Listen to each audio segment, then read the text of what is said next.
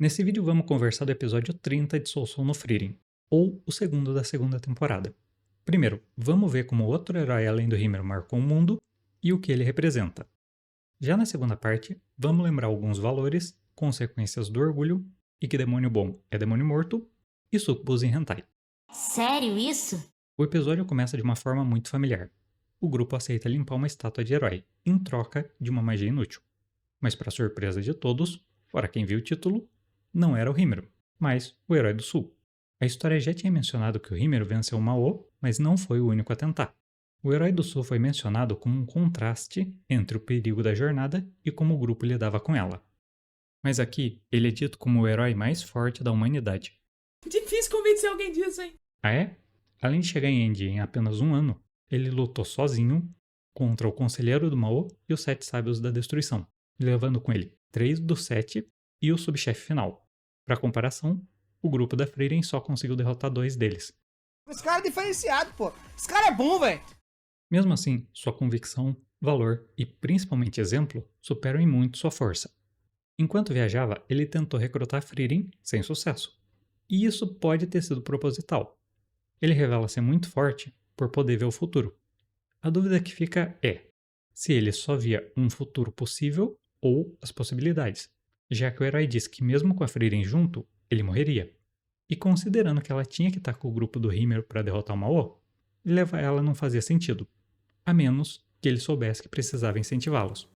Essa imagem Ultra HD 4K mostra a Frieren enfrentando um dos 7. Pelas roupas e cabelo, foi durante o período de reclusão, o que explicaria por que ela desistiu de lutar. Esse foi um dos 4 demônios com menos mana que a derrotou. Assim ela perdeu a esperança, já que mesmo sendo mais forte, ela não conseguiu vencer um demônio, quem diria o Mao. Mas isso é só uma interpretação. Claro, alguém pode perguntar, por que não juntar forças com o grupo da Frieren e vencer os demônios? Tem 2 justificativas muito boas, uma dentro do mundo e a função dele na história. Mas primeiro, um detalhe. Eu sou totalmente a favor do extermínio desenfreado de demônios, com ressalvas. Cara, esse cara me lembra um tarado. E entendo o porquê de avacalhar o inimigo, mas tinham que fazer o Shurahato depois do crack? Que coisa horrorosa! A única parte interessante é esse olho na testa, o que o original não parece ter. Então deve ser uma forma de representar a visão do futuro. E esse é o ponto. Não dá para saber os detalhes, mas ele via até 1000 anos no futuro. Para enfrentar só o Herói do Sul, ele juntou os 7 sábios. Tanto para o herói quanto para o Shutarato, eliminar o inimigo problemático era mais importante que a própria vida. E considerando que esses 8 não são os únicos demônios poderosos do mundo, lutar ao lado do grupo da Frieren provavelmente traria mais mal do que bem, já que ele traria reforço, talvez o próprio Mao. E mesmo que a luta não acabasse no dia, poderiam acontecer perdas. E como a Frieren disse para Zeri, 一人でも欠けていたら倒せなかった。 essa é a explicação mais lógica, mas não é a única. Afinal, o Herói do Sul era um herói. Ele não podia ficar parado enquanto os demônios devastavam o norte. Mesmo fazendo speedrun para matar demônio, ele foi lembrado pelo povo, o que prova quantos ele salvou. Mas o principal motivo, para mim, é a função dele na história. O Herói do Sul não é simplesmente um personagem, ele é um símbolo. O quê? Como?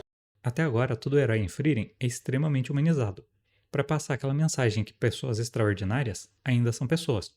E principalmente o grupo da Frieren é praticamente uma party de RPG de mesa. Mas isso é outra história. O Herói do Sul não tem o mesmo tratamento. Claro, ele sentiu por não derrotar o Mao e teve medo de ser esquecido. Mas um símbolo não precisa ser perfeito. Ele representa um ideal, muitas vezes inalcançável, que serve para inspirar as pessoas a melhorar e seguir em frente. A mensagem final dele pro Himero sobre abrir o caminho é praticamente uma frase que eu já tinha ouvido e eu não lembro exatamente como é. Animal! Burrão! Mas é mais ou menos isso. O homem forte luta para proteger o que é certo. O homem fraco luta pela própria vida. Basicamente, ele representa o valor e a busca pelo que é melhor, mesmo tendo que se sacrificar no processo. E se isso ainda não te convenceu que a função dele na história é ser um símbolo, me diga, qual é o nome dele? Eu não sei. Ainda assim, como nós vimos anteriormente, o mundo reconhece o herói pelos grandes feitos, mas não são eles que o mantêm vivo no coração e mente das pessoas. Já a segunda parte do episódio começa com uma comédia muito boa, da Frieren desesperada para sair da cidade o mais rápido possível, e falando até como outra pessoa. Mas isso não dá certo e eles têm que falar com o nobre. Isso mostra como é fácil entender a Frieren, mesmo que ela não consiga entender os outros.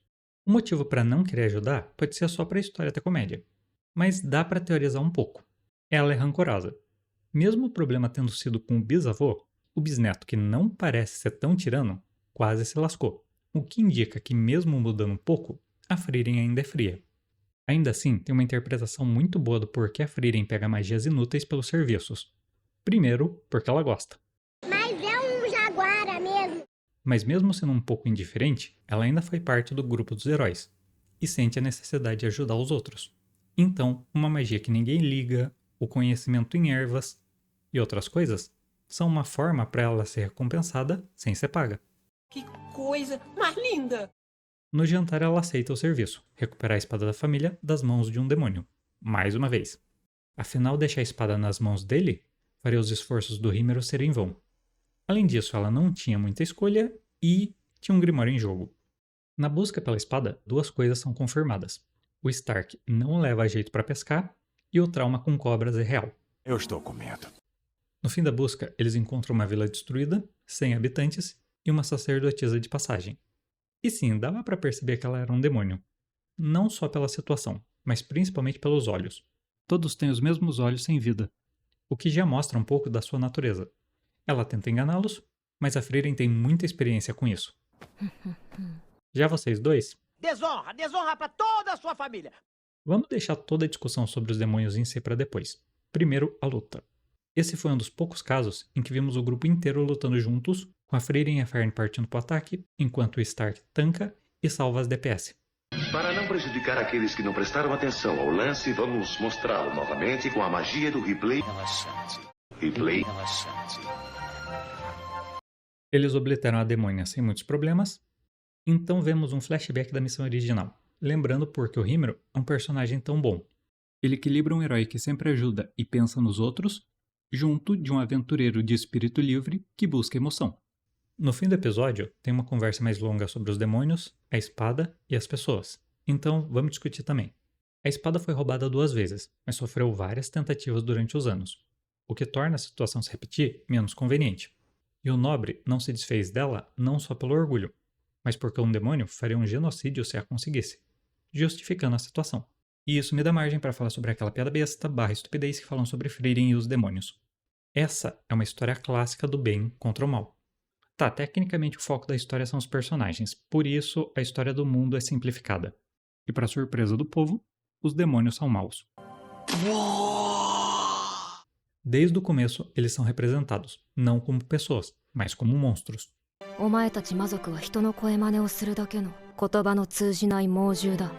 実に的確な表現だ。 O problema com demônios não é eles atacarem pessoas. Mentira! Mas eles não podem, conseguem ou querem conviver. Antes, já sabemos que demônios não ocultam a mana porque seria vergonhoso para eles. Pegar a espada os incentivaria a matar para se exibir, além deles não precisarem comer pessoas, mas não veem motivos para evitar. Demônios são movidos unicamente por orgulho e o prazer de enganar. Querer conviver com eles é como esperar que o fogo não queime palha ou que a chuva não caia. A história já mostrou que coexistir é impossível, o que também acaba sendo uma mensagem de histórias clássicas. Violência nunca é o melhor caminho para resolver o conflito, mas existem inimigos que não são convencidos com palavras, e nessas horas, lutar é a única escolha. Para aliviar o clima, vamos terminar com a recompensa da quest. A magia que transforma uma maçã vermelha em verde. Chamar isso de inútil é um pouco discutível dependendo do efeito. Se ela virar uma maçã verde, isso muda o gosto da fruta, e para alguns é bom.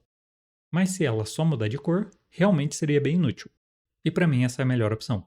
Afinal a história estaria dizendo que, pegando o que eu lembro do episódio e deixando verde, eu crio uma memória inútil.